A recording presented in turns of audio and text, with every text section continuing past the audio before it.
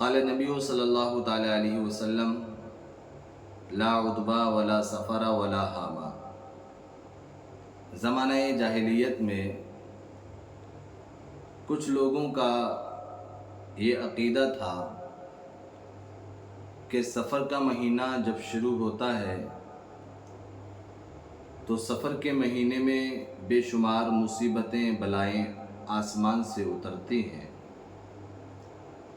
لیکن اس کا حقیقت سے کوئی تعلق نہیں۔ یہ ساری کی ساری باتیں توہم پرستی پر محمول ہیں، حقیقت سے ان باتوں کا کوئی تعلق نہیں۔ اللہ کے رسول صلی اللہ تعالیٰ علیہ وسلم نے ارشاد فرمایا لا عدوہ ولا سفر ولا حامہ، نہ عدوہ ہے، نہ سفر ہے، نہ حامہ ہے۔ مطلب کیا ہوا؟ مطلب یہ ہے کہ ایک انسان کی بیماری دوسرے انسان کو اڑ کر کے نہیں لگ سکتی۔ ابھی آج سے 2 سے 4 سال قبل کرونا وائرس پوری دنیا میں تباہی پھیلائے ہوئے تھا، لوگ ایک دوسرے کو ٹچ نہیں کر رہے تھے۔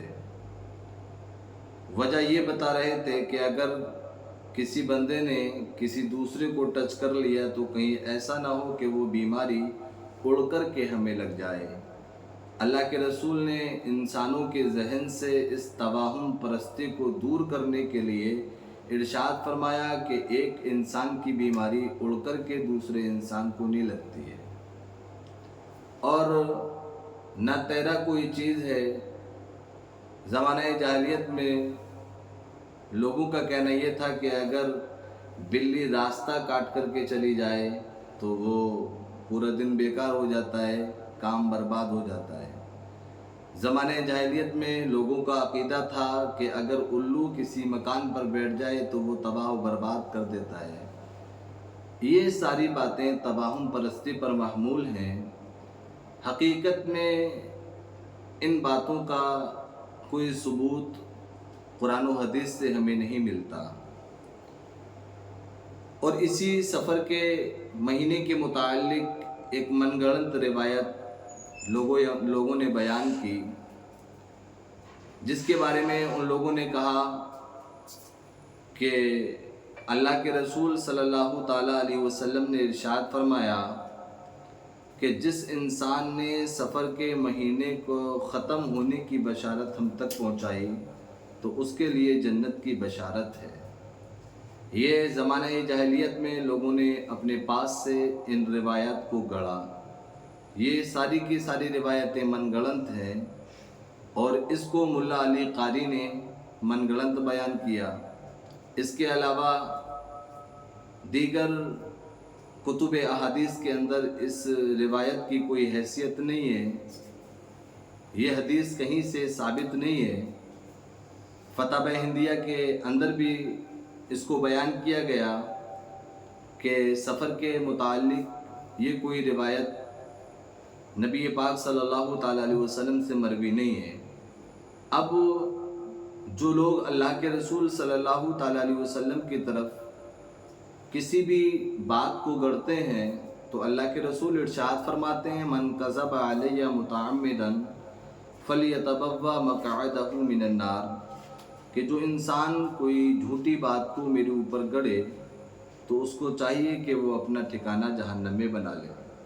تو سفر کا مہینہ کوئی مصیبتوں کو لے کر کے نہیں آتا ہے۔ جس طریقے سے اور مہینے اور دن اللہ کے بنائے ہوئے ہیں، اسی طریقے سے سفر کا مہینہ بھی اللہ کا ہی بنایا ہوا ہے، اور جو لوگوں کے غلط نظریات زمانہ جاہلیت میں تھے وہ صرف اور صرف توہم پرستی پر محمول ہیں، حقیقت سے اس کا کوئی تعلق نہیں ہے۔ اب کچھ لوگ یہ بولتے ہیں کہ سفر کا مہینہ جب داخل ہو جائے تو صدقہ و خیرات کرنا چاہیے تاکہ بلائیں اور مصیبتیں ٹل جائیں۔ تو صدقہ و خیرات کی ہم نفی نہیں کرتے۔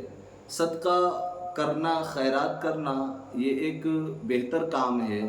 یقیناً صدقہ اور خیرات مصیبتیں، آفتیں اور مصیبتوں کو صدقہ ٹال دیتا ہے، خیرات ان مصیبتوں اور بلاؤں کو ٹال دیتی ہے۔ लेकिन उसका कोई वक्त मुकर्रर नहीं है। जिस वक्त में, जिस दिन, जब चाहें आप सदका व खैरात कर सकते हैं, लेकिन दिमाग में ये वहम पैदा करके सदका व खैरात हम करें कि सफ़र का महीना है और इस महीने में बलाएं मुसीबतें उतरती हैं तो सदका व खैरात से उन मुसीबतों को दूर कर दिया जाए।